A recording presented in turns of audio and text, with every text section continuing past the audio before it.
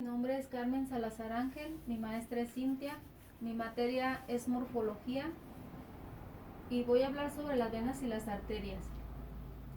Las venas son vasos sanguíneos que transportan la sangre desde los vasos sanguíneos más pequeños hasta el corazón. Usualmente, estas transportan sangre que contienen dióxido de carbono y algunos desechos de los tejidos del cuerpo. Las venas, como las arterias, son conductos que interfieren en la salida y llegada de la sangre, desde el corazón hasta el corazón. Sin embargo, son muchas las diferencias que tienen, no solo en sus características físicas, sino también en sus funciones. El retorno de la sangre venosa de la gran circulación hacia el corazón está asegurado por dos grandes sistemas venosos. El de la vena cava superior, para la cabeza, el cuello y los miembros superiores, y el de la vena cava inferior, para la parte del cuerpo situada por debajo del diafragma, donde está el abdomen, la pelvis y miembros inferiores. Solo escapan a estos dos sistemas las venas propias del corazón, que drenan directamente en la aurícula derecha, y las venas pulmonares, que terminan en la aurícula izquierda. Estas últimas venas conducen hacia el corazón sangre oxigenada y no sangre carboxigenada. Al lado de los dos sistemas cabos existe una red venosa situada alrededor y en el interior de la columna vertebral, a partir de la cual se constituye una vía secundaria ascendente y descendente, constituida por las venas lumbares ascendentes y las venas azigos. Esta vía, muy importante desde el punto de vista funcional, representa una corriente anastomótica preponderante en el conjunto de las anastomosis intercavas. En el sistema cava inferior se sitúa un dispositivo particular, el de la circulación portal hepática, interpuesto entre dos lechos capilares, el de las vísceras abdominales y el del hígado. Este órgano se encuentra así, interpuesto en estas vísceras y la vena cava inferior. La circulación portal hepática se estudia con los órganos del sistema digestivo. Se consideran aquí sucesivamente el sistema cava superior, el sistema cava inferior, las venas vertebrales y paravertebrales y las anastomosis intercavas. Este sistema está definido por su vena terminal, la vena cava superior intratorácica, que termina en la parte superior de la aurícula derecha.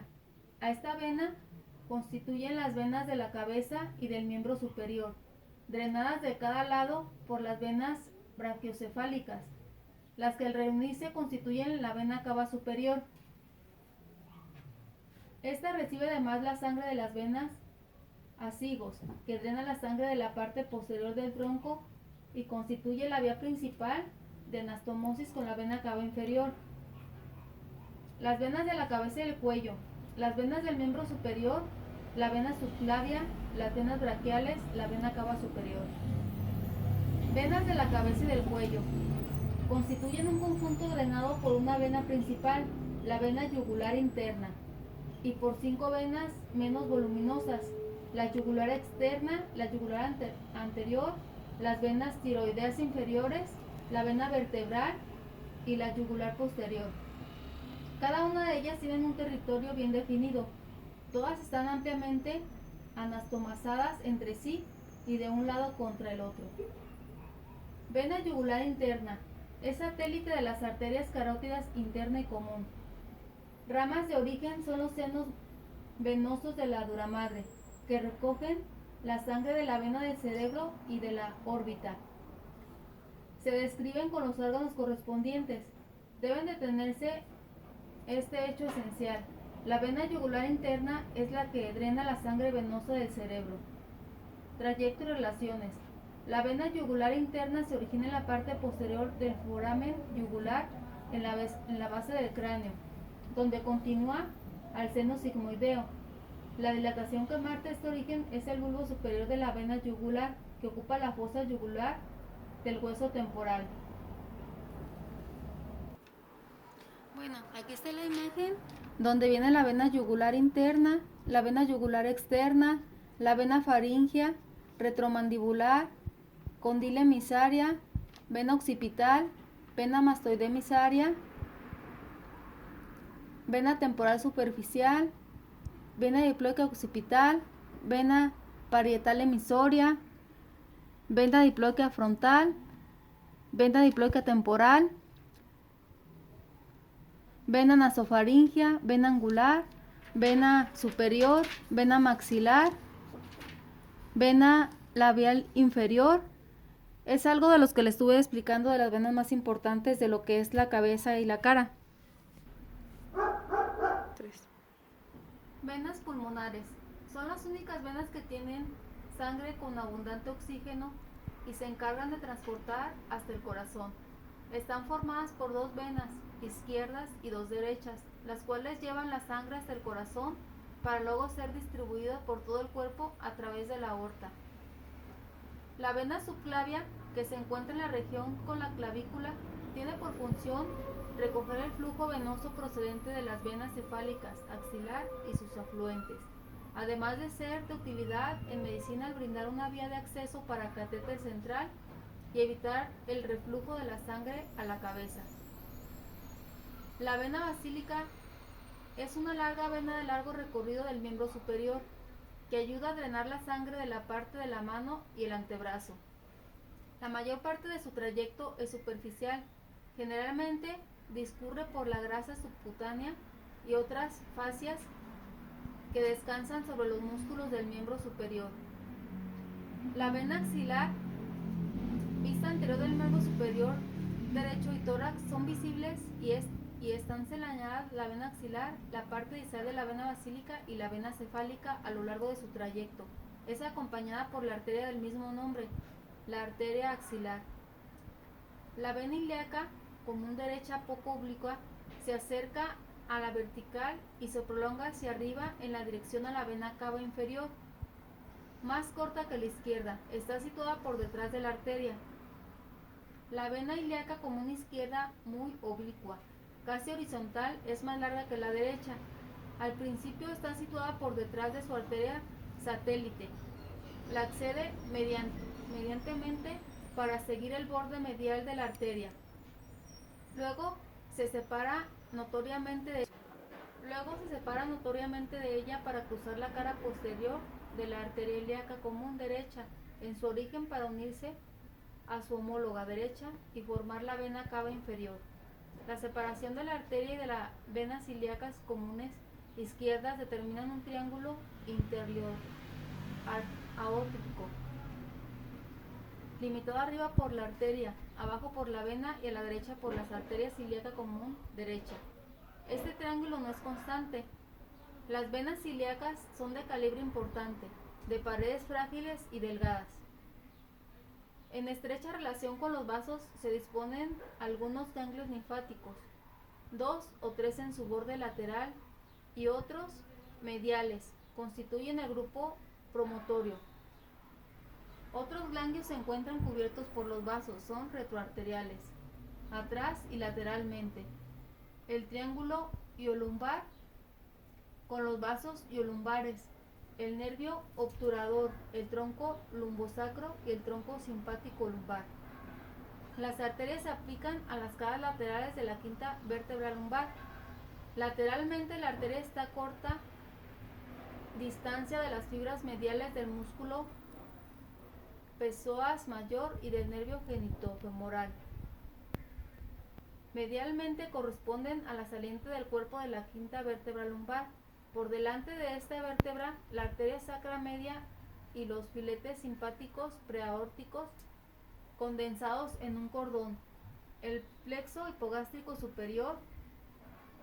Adelante la arteria está cruzada por el plexo hipogástrico superior. Los vasos de los gónadas situadas lateralmente no cruzan la terminación de la arteria ilíaca común y la situación del uréter en relación con los vasos varía según el lado. Bueno, en este dibujo están las venas del tórax. Aquí está la vena superior izquierda, la vena pulmonar inferior, vena hemiazygos accesoria. Vena hemiorgios.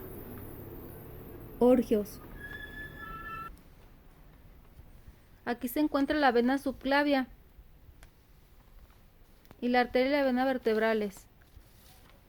Vena yugular interna.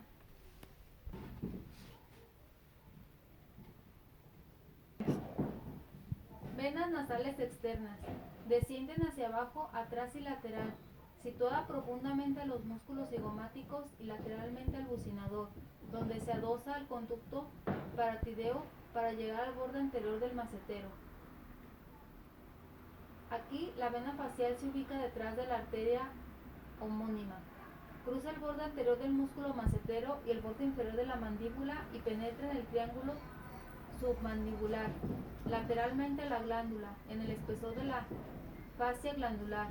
Se une a la vena lingual a nivel del hueso hioides. Afluentes en su trayecto, recibe las venas palpebrales, la vena labial superior, vena submentoniana, vena palatina externa, venas parotideas, venas retromandibulares.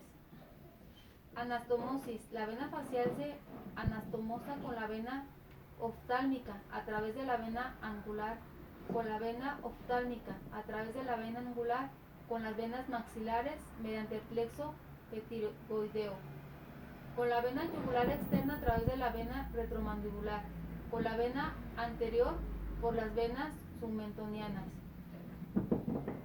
La vena lingual, un tronco corto que resulta de la unión de tres grupos venosos. Las venas linguales profundas, las que acompañan a la arteria lingual, anastomosadas entre sí, forman un plexo alrededor de la arteria. Las venas dorsales de la lengua, situadas en el dorso de la lengua, debajo de la mucosa, forman detrás del surco terminal un plexo posterior al que llegan las venas epilépticas y amigdalinas. La vena sublingual, la vena satelital del nervio hipogloso, adelante está situada a la facial, al lado del frenillo lingual, acompañada al nervio hipogloso, y hacia atrás están separadas de la arteria lingual por el músculo hiogloso. Estos tres grupos convergen al borde posterior del hipogloso y forman la vena lingual, propiamente dicha, que desemboca a menudo en la facial o directamente en la yugular interna. Vena tiroidea superior de la parte superior del lóbulo tiroideo, sigue la arteria homónima en un trayecto oblicuo arriba, atrás y lateral, en la cara externa de la laringe. Recibe sus trayectos afluentes laríngeos y faringeos. Las venas faríngeas se dirigen desde el plexo faríngeo en la cara posterior de la faringe hacia los lados y desembocan en la vena yugular interna. Desde las amígdalas palatina y la pared lateral de la faringe sale la vena palatina externa, que desemboca habitualmente en la vena facial. La vena tiroidea media es una vena corta, transversal, que emerge de la parte media e inferior del lóbulo de las glándulas tiroideas y se dirige lateralmente hacia la yugular interna, pasando delante de la carótida común. En el ser vivo anatómico funcional, la yugular interna drena una cantidad considerable de sangre, sometida a la gravedad y a la aspiración torácica. Esa sangre circula muy rápidamente, drena la sangre del cerebro. Su importancia funcional es evidente, pero la anastomosis que contrae con las otras venas yugulares son tales que su ligadura no tiene efecto sobre la circulación cerebral.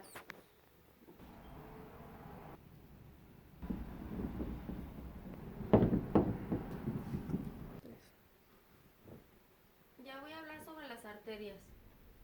La arteria carótida externa tiene como función la de suministrar sangre oxigenada a la región de la cabeza. Hay una arteria carótida externa en el lado derecho del cuello y la otra al lado izquierdo del cuello. La arteria carótida común se encuentra bilateralmente como una arteria a cada lado de la parte anterior del cuello. Cada arteria carótida común se divide en una arteria carótida externa e interna. Estas arterias se encargan de llevar sangre a las estructuras que se encuentran dentro y fuera del cráneo. La externa tiene como función llevar sangre a las estructuras externas localizadas en el cráneo, principalmente la cara y la interna a las estructuras internas del cráneo, incluido el cerebro.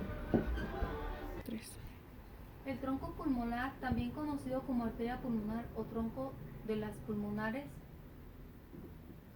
es la arteria por la cual la sangre pasa del ventrículo derecho a los pulmones para ser oxigenada a través de la barrera alveolo capilar en un proceso conocido como hematosis.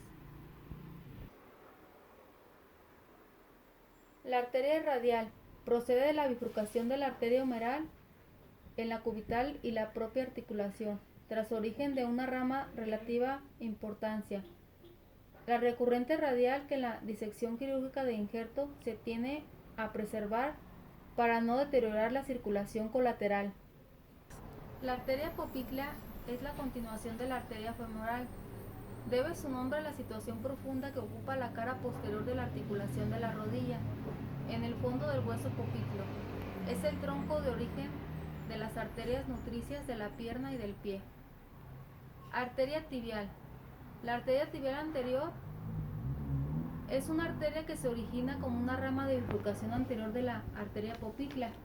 Se distribuye hacia la pierna, el tobillo y el pie. Sus ramas son recurrentes, peronea posterior, recurrente tibial anterior, recurrente peronea anterior, malolar interna, malolar externa. Tibial posterior. Es una arteria que se origina en el tronco tibiopironeo. Se distribuye hacia la pierna, tobillo y pie.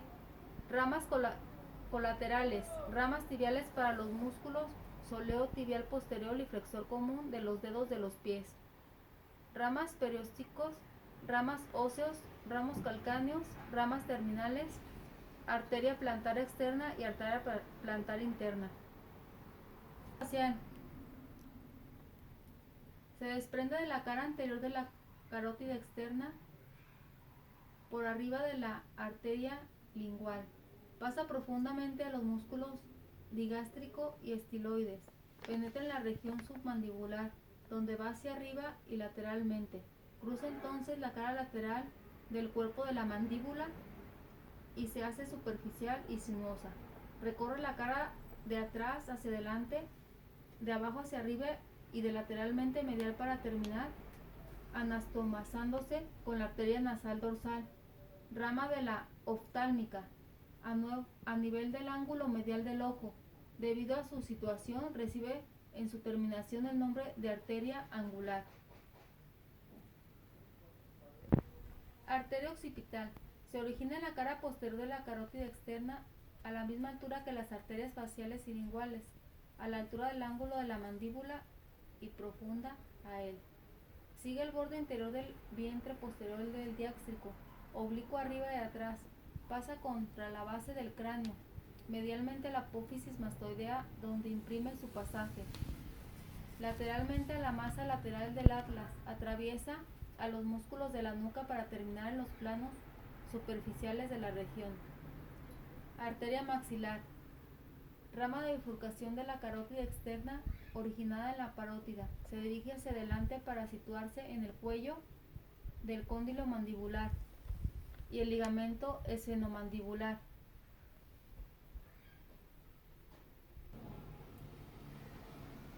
Termina adelante y medialmente en el fondo de la fosa pterigopalatina, dando la arteria esfenopalatina. Arteria temporal superficial.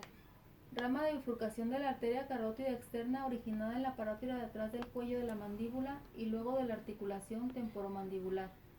La arteria temporal superficial se dirige oblicua hacia arriba y lateralmente. Se sitúa en el tubérculo articular del temporal y el conducto auditivo externo.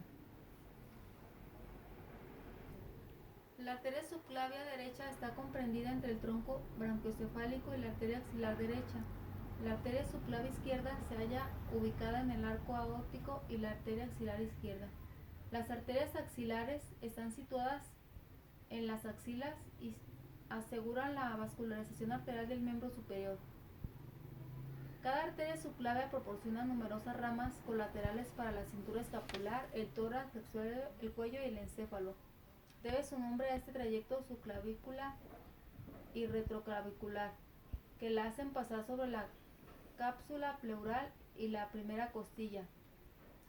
Arteria sacra media, a la altura de la cara anterior del cuerpo de la cuarta vértebra lumbar o del disco, se encuentra la bifurcación aórtica. Ahí la aorta se divide en sus dos ramas terminales.